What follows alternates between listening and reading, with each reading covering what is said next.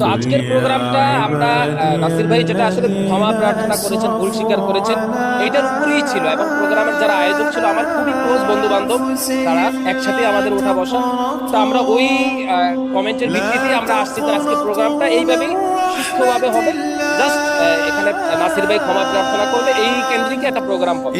তো আমরা এসে যে প্রোগ্রামটার ভিউ দেখলাম যে বিএনপি বা এই এলাকার ৮ আসনের যে প্রার্থী মির্জা আব্বাস সাহেবের সমর্থিত কিছু যে আলেম ওলামা, আমরা এদেরকে চিনি, সবসময় বিএনপির অ্যাক্টিভিজমে তারা জড়িত থাকে, তারা এসেই পুরো প্রোগ্রামটার ভিউ চেঞ্জ করে ফেলছে। তারা একটা এখানে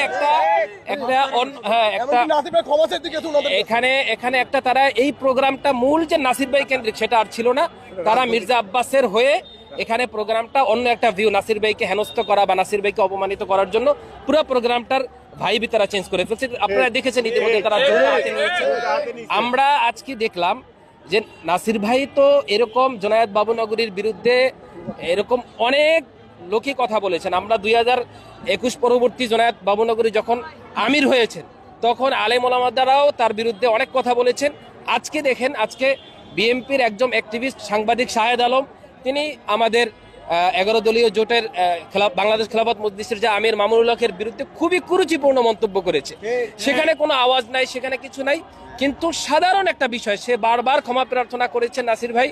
এবং তিনি ভিডিও লাইভেও এবং আরও কয়েকটা মিডিয়া, আমি যতটুকু জানি ফেস দ্য পিপলেও উনি একটা ইন্টারভিউর মাধ্যমে ক্ষমা প্রার্থনা করেছেন, হয়তো কিছুক্ষণ পরে পাবলিশড হবে।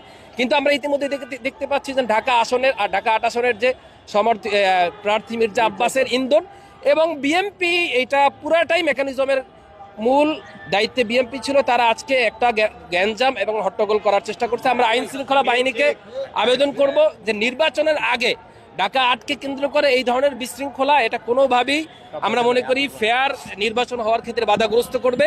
এই যারা আজকে এই প্রোগ্রামকে কেন্দ্র করে যারা বিশৃঙ্খলা সৃষ্টি করেছে, যারা অপমানিত করেছে আমাদের একজন ঢাকা 8 আসনের ক্যান্ডিডেটকে, আমরা অবশ্যই প্রশাসনের কাছে দাবি রাখবো তাদেরকে বিচারের আওতায় আনতে হবে এবং তাদেরকে আইনের আওতায় আনতে হবে।